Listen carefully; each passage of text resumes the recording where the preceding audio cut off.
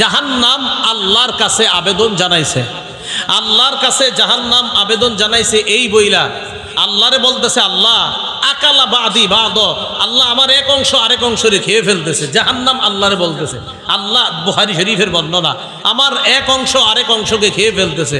তখন আল্লাহ জাহান্নামকে দুইটা নিঃশ্বাস ছাড়ার অনুমতি দিলেন।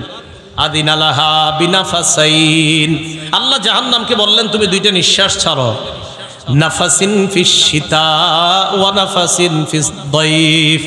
আল্লাহ জাহান্নামকে বললেন দুইটা নিঃশ্বাস ছাড়ার জন্য। জাহান্নাম শীতকালে একটা নিঃশ্বাস ছাড়ে, গরমকালে একটা নিঃশ্বাস ছাড়ে। রাসূলুল্লাহ সাল্লাল্লাহু আলাইহি সাল্লাম বলেন, গরমের নিঃশ্বাসের কারণেই তোমরা গরমের উত্তাপটা যে সহ্য করো, এটা জাহান্নামের ওই নিঃশ্বাসের গরমের উত্তাপ তোমরা সহ্য করো।